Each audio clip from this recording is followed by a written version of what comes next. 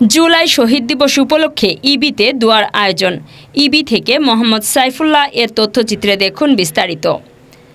জুলাই শহীদ দিবস উপলক্ষে ইসলামী বিশ্ববিদ্যালয় কুষ্টিয়ায় বিভিন্ন কর্মসূচির মধ্য দিয়ে জোহরের নামাজ শেষে বিশ্ববিদ্যালয়ের কেন্দ্রীয় মসজিদে দোয়ার আয়োজন করা হয়।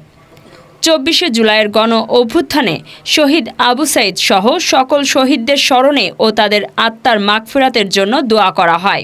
এ সময় প্রধান অতিথি হিসেবে উপস্থিত ছিলেন বিশ্ববিদ্যালয়ের মাননীয় ভিসি অধ্যাপক ডক্টর এম ইয়াকুব আলী।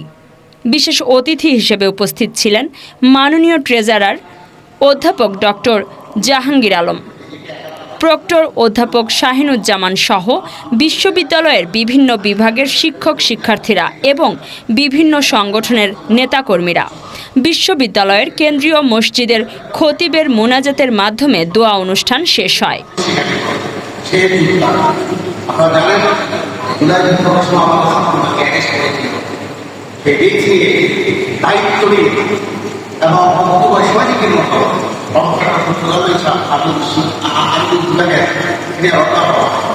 তারা তার সহযোগিতা সহ সেখান থেকে বিপ্লবকারীদেরকে ছুটে নিয়ে আসে।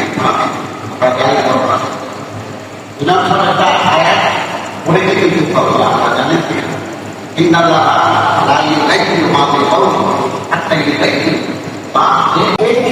যে সরকারি আছে, যে পদ্ধতির সরকারি আছে, তাদের প্রথম সংবিধানকারী সংসদের অধিবেশনে জুলাই বিপ্লবকে ৭১ সালের স্বাধীনতা যুদ্ধের মতো প্রাতিষ্ঠানিক স্বীকৃতি দিতে হবে।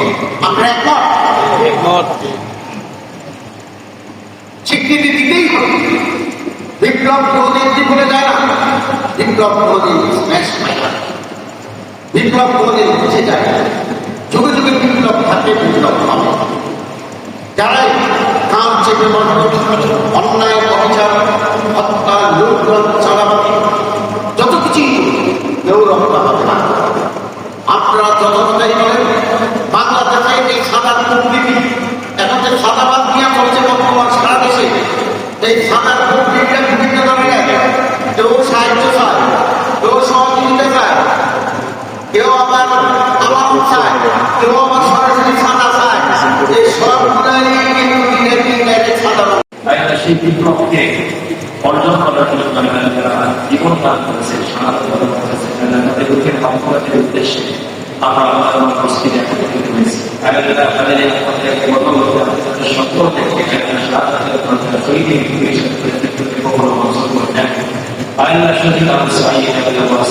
আরো নাম সাধারণ করেছিলেন দেশের স্বাধীনতা সর্বভৌমত্ব সুরক্ষার জন্য। আল্লাহ তাদের সকলকে আল্লাহ খবরের জিন্দিগির মধ্যে জিন্দিগির মধ্যে শাহাদাতের পর্যায়ে সম্মান হিসেবে তাদেরকে আপনি আপনার কাছে আপনি সম্মানিত করেন। আল্লাহ যে সমস্ত মানুষ জীবনদান করেছেন, প্রতিদান করেছেন, সকলের জীবনদানকে আপনি মঞ্জুর করে নেন। আল্লাহ যারা দেশের স্বাধীনতা সার্বভৌমত্ব সুরক্ষা করার জন্য আল্লাহ অকুণ্ঠ বরণ করেছে, আহত হয়েছেন, তাদের সকলকে আপনি অকুণ্ঠ থেকে মুক্ত করে স্বাভাবিক জীবনদান করার অধিকার করেন।